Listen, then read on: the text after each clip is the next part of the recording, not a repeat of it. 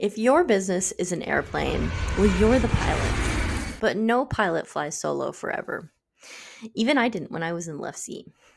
At some point in time, you need a co pilot. Not a gate agent stamping boarding passes, Your boarding pass, please. not a flight attendant bringing peanuts and smiles, but a co pilot.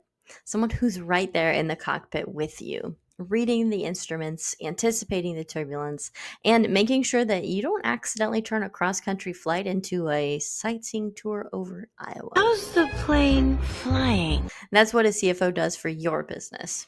We're not here for the snacks, but those are great too. We're here to keep you in the air and on course.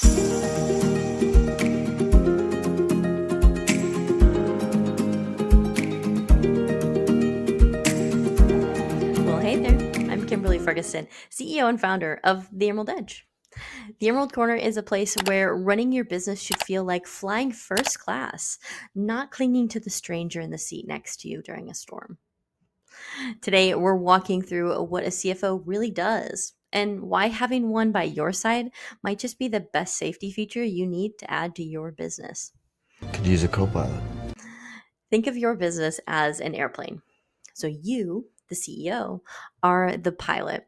Eyes on the horizon, hands on the yoke, steering toward your destination. Your bookkeeper? Well, they're like the arrival gate agent. They wave at you after you land and tell you how it went. Important? Yes. Helpful mid-flight? Not so much. Your accountant or controller? Well, they're like the cabin crew, keeping things smooth, making sure no one's panicking, and passing out the good snacks. But the CFO? The CFO is in the right seat with you. They're reading the radar. They're checking the weather ahead. They're adjusting the route to save time and fuel. They're the one who says, we've got a crosswind ahead. Let's change our heading by 3 degrees now so that we're not scrambling later. And because I've been there, trust me, you want that second set of eyes before the storm hits. Morning, Cat.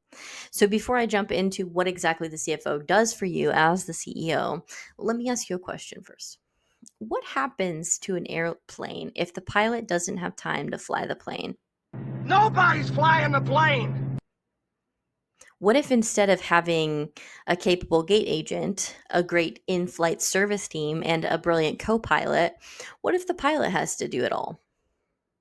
What if they do have a team, but they are continuously being called to the cabin to handle issues the team is having?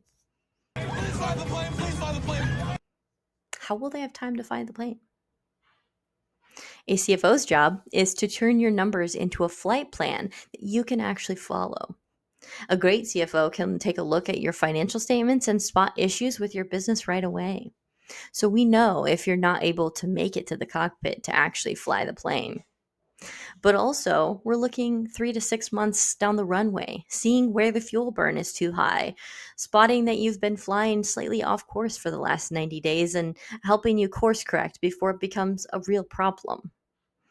While your bookkeeper says, here's last month's numbers, and your accountant says, budget's looking great this month. Your CFO says, we're going to hit some turbulence in quarter 3 unless we start adjusting now. Let me tell you about a client that I had back in 2022. He was making good money, let's say $50K months, and still felt like he was holding the plane together himself with duct tape and a prayer. He couldn't step away for even a weekend without everything grinding to a halt. So we took a step back. We built out the systems, put standard operating procedures in place, and made sure his team was properly trained so that the business could run without him in the back of the plane every single second. Now, he can take off for a week and know that the plane won't just stay in the air, it'll actually stay on the flight path the whole time. Finally, some peace and quiet. And speaking of staying on the flight path, you have to have one first.